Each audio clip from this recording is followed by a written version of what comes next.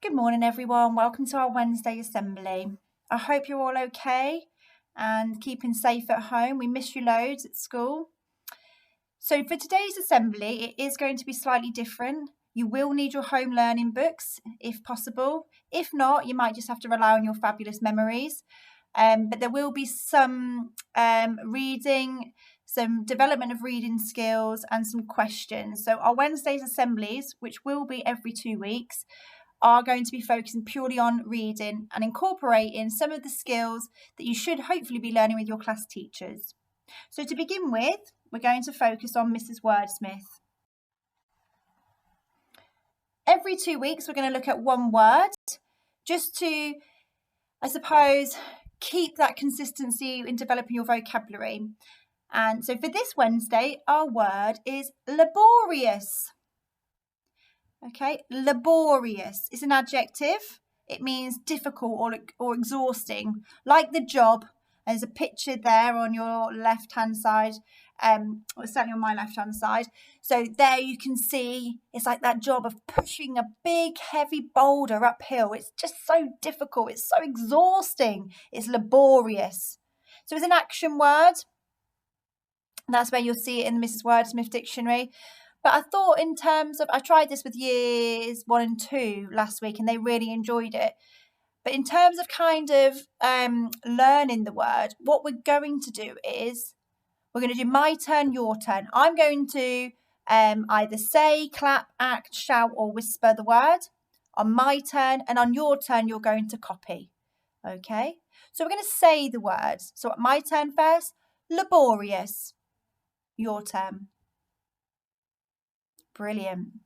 We're going to clap the word. Laborious. Can you do that? Okay, that's just clapping out the syllables there. We're going to act out the word now. You should hopefully be used to this in your classes. So you might want to act that out. You might want to be pretending to push a really big boulder uphill. And you can act that out for your adults in the in your house outside. Mrs. Donnerstack's just slipping something underneath my door, so I'm going to carry on as normal. We're going to shout the word. Okay, so my turn, then it'll be your turn. Laborious. Your turn. Oh, wow, that was very loud. We're now going to do the opposite. We're going to whisper the word. Laborious. Your turn. Oh, brilliant. Excellent. So we're going to hopefully follow that system every 2 weeks. We're going to say it, we're going to clap the syllables, we're going to act it out, we're going to shout it, and then we're going to whisper the word. Before we go on to what you should be familiar with the collocations and the synonyms, okay? So we're going to find those word pairs, and then we're going to find the synonyms, so the words that mean the same. So at this point in the assembly, you might want to pause, and I want you to, in your home learning books, write the word laborious. Think about your presentation and your letter formation and using that line. We've got 2 ascending letters there, the L and the B, and everything else should be in that middle ground. So laborious, pop that somewhere. And then you might want to then pause and write the other words around it. And I'm going to give you a couple of minutes to to draw a line between the word pairs, their collocations, and then circle any words that you think are those synonyms, okay? So hopefully by now you've had the opportunity just to give that a go, and please don't panic if you didn't get the right answers. You know me, it's about giving it a go and trying your best. So here are the answers. I apologise for my poor attempt of trying to circle. I was trying to use the pen and my steady hand around our synonyms. So for your word pairs, your collocations, you should have chore, process and undertaking. They make beautiful word pairs. And then the synonyms, the words that mean the same: tiresome, strenuous, backbreaking, onerous. So you could subtract and take away that word laborious and replace it with one of those synonyms. So it was a back-breaking chore. It was a tiresome process. So well done if you've got those correct. And as always, next with Mrs. Wordsmith, we are going to attempt to create our own sentences. But before we get there, it's so important that we model to you some waggles. So we've got three sentences here, and I have tried to change my sentence openers, because I know from when looking at the Mrs. Wordsmith slides, they always start with the word the, which is great because, you know, that is some aspect of forming sentences. But as you get older, it's trying to push yourself and challenge yourself to use better openers. So the first one we have got is the laborious chore of ironing the gigantic pile of clothes had taken its toll on poor Lucas. Okay. And again, that word that we're focusing on is in bold and it's in red. The next sentence, and using that word in context, after several days of inputting numbers into a computer, it was beginning to feel like a laborious process, one that would never end. And then the third sentence, screening all 5 million people for research purposes is a laborious undertaking. Is there a simpler way? So I'm not just thinking about having that one-off sentence, I'm thinking about how I can carry on that conversation, really, that narrative in that perspective, in that last one. So you know what's coming next with that pencil and paper. What I would like you to do is to now create your own 3 sentences using the word laborious. So I want you to think about your sentence openers and challenge yourself. However, if you are struggling, then please, I always encourage you to try and magpie, so copy some of the ideas and try and put it in your own words. I've also tried to include, if you're struggling for some sentence openers ideas, some there in italics. So we've got afterwards, inside the room, constantly, tirelessly, unexpectedly. So some lovely fronted adverbials there. And again, I've tried to put the picture on the right hand side to kind of stimulate your imagination. So if you're struggling to create your own sentences, there are some sentence openers there. And you can also create some sentences linked to the picture if it should help. Okay, so at this point you can pause, spend about 5 minutes. If you want to share those with the adults in your room, or you want to email them across or upload them to Purple Mash so I can just see them, there's no pressure to do that, then please do so. So pause for now, 5 minutes, creating your own sentences. Off we go. Enjoy.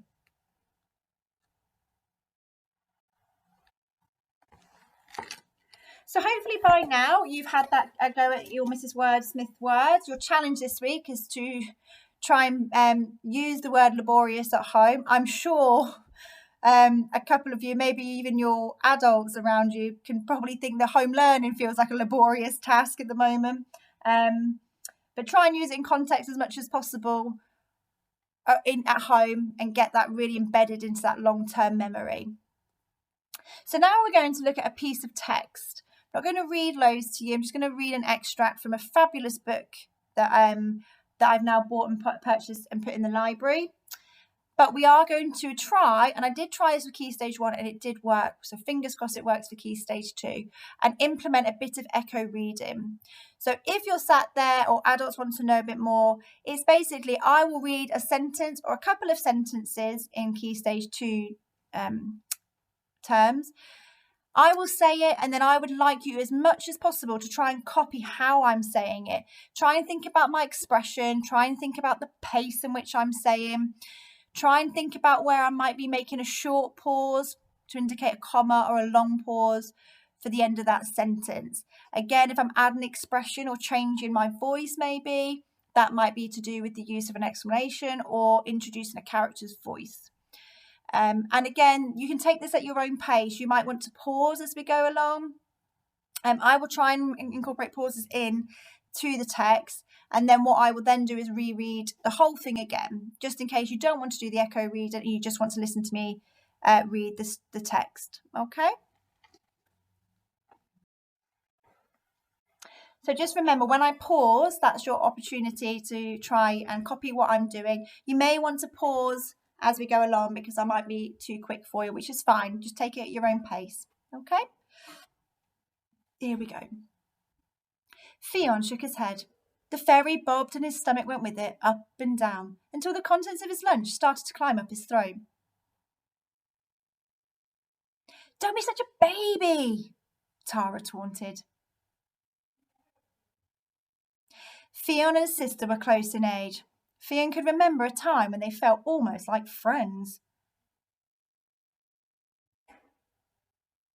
He supposed they had something in common until the day she turned 13 and he stayed 11, and suddenly she was much too wise and too clever to hang around and play video games with him anymore.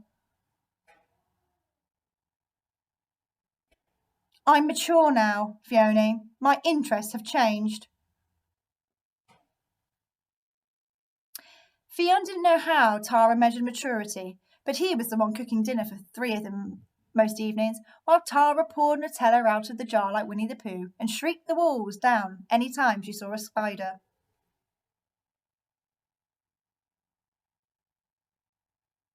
Tara smirked over her shoulder and then stepped higher on the boat railings, peering over the waves, until it looked like she was going to dive in, just to show him she could.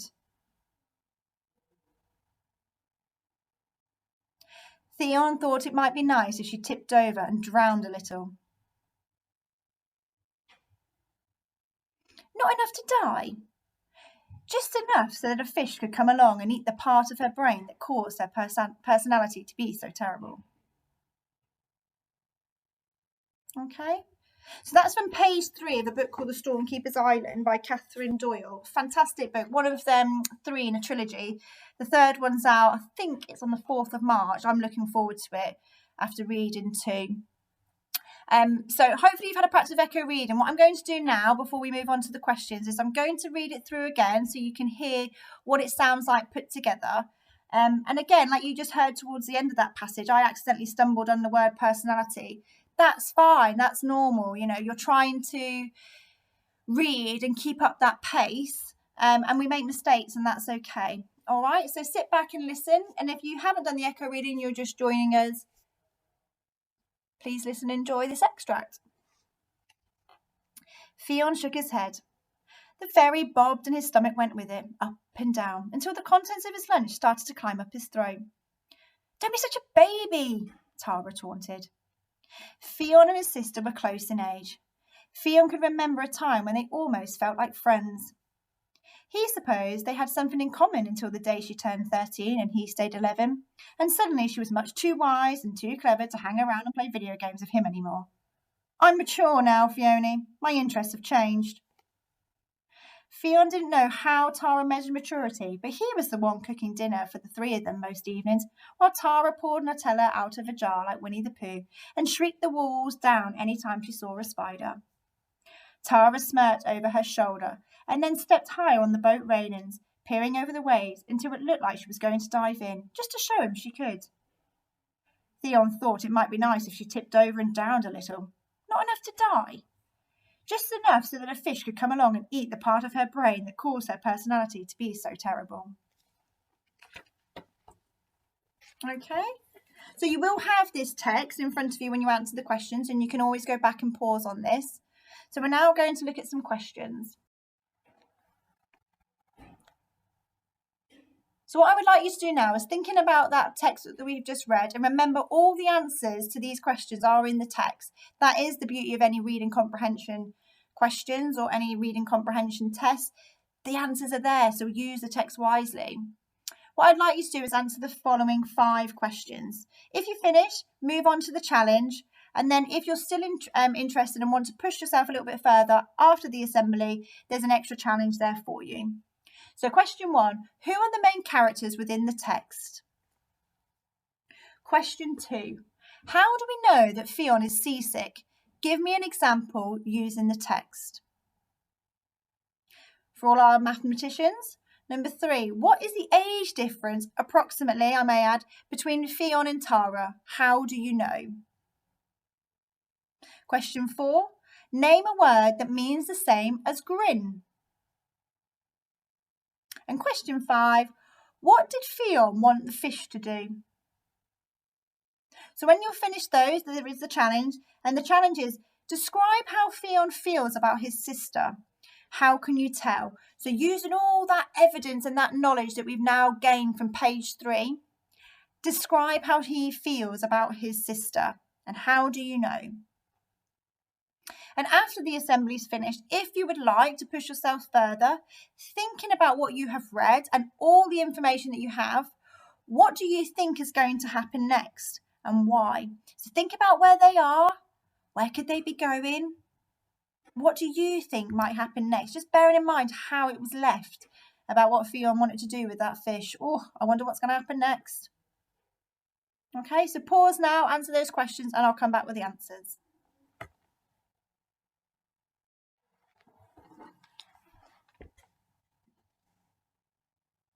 So well done for giving that a go. Now, please don't feel disheartened if you're sat there thinking, I didn't get any of them right.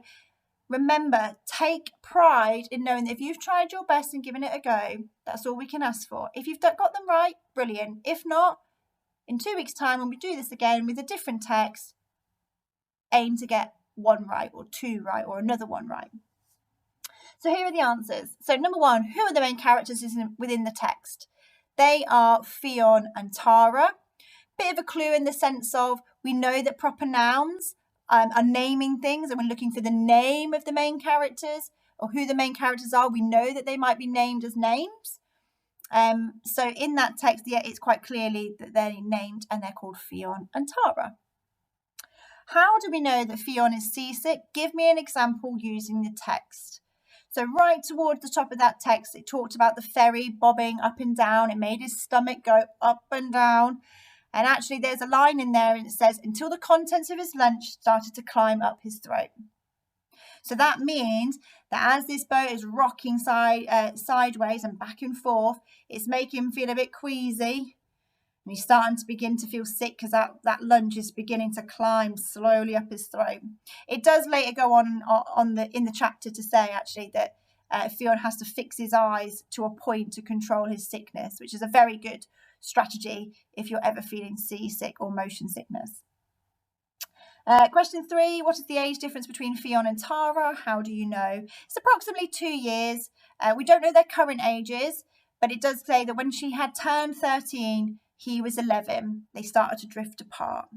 So roughly 13 subtract 11, 2. Name a word that means the same as grin in the text. Now, this is where I go back to my point about using the text. The answer is in the text. You might have come up with other words that mean grim, but I was specifically looking for the word smirked. Tara smirked when climbing up to the railings of the boat. So that's where we have to use the text. So what did Fionn want the fish to do? That was part of the humour of that side of the page. To come along and eat the part of her brain that caused her personality to be so terrible. So he liked her, he wanted to keep her, didn't want her to die. He just wanted to kind of get that fish to eat away at that part of her personality that made her unkind. And if you tried the challenge about how you feel he thinks about and feels about his sister and how can you tell, you would have got 1 mark if you feel Fionn feels bullied by his sister because she says, don't be such a baby. You would have got 2 marks if you'd put something along the lines of Fionn could remember them being friends. This refers to the fact that they're not friends anymore. We know he is not keen on her as he thinks it might be nice if she were to drown. Just a little though. And then 3 marks if you'd said all of that and an extra 1 for Fionn would like them to be friends. But the day she turned 13 and he stayed 11 shows she grew away from him. And he actually missed this company and this friendship. And if you did spot the mistake in there, because you know, if you ever taught by me, I like to add the odd mistake. Literally in that answer for 2 marks where we've got, we know he is not keen on her. I've capitalised no when I shouldn't have because it's not a proper noun. And I talked about that earlier. So well done if you attempted those. Got some of them right, all of them right, 1 of them right. Well done. And again, I haven't put the answer to the extra challenge because that's something you can do at a later point. So finally, That extract, page 3, like I said, comes from the book called The Stormkeeper's Island by Catherine Doyle. And on your right hand side is the blurb that's on the back of the book. And it reads, once in a generation, Arranmore Island chooses a new stormkeeper to wield its power and keep its magic safe from enemies. The time has come for Fion's grandfather, a secretive and eccentric old man, to step down. Soon a new keeper will arise. But deep underground, someone is waiting for Fion. As the battle to become the island's next champion rages, a more sinister magic is waking up, intent on rekindling an ancient war. And then Two Authors at the bottom there have said it's very funny, which it is. It's dark, and it's blazingly beautiful. I completely echo that. Some of the descriptive language in this book is beautiful. And again, it's magical, it's wild, and you do literally get lost and swept away by the sea. I highly recommend this book, especially if you love things like Harry Potter or the Fabulous Beasts collection, if you've ever read Nevermore, if you like any sort of fantasy or mystery with a bit of magic, these books are phenomenal. And what I really love about them is the boy is the main character, so I think it's trying to appeal to the boys.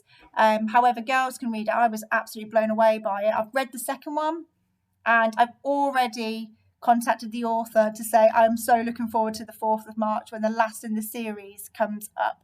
And one day it might be made into a film, which would be absolutely amazing. So that's the end of our assembly. Slightly different, as you can tell.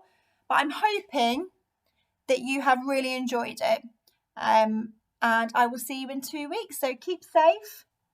Again, I echo the message from this morning and the fact that we do miss you. But look after each other. Do what you can do.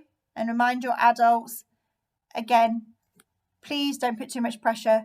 Do what you can do. Try your best. And we'll see you very, very soon. Take care.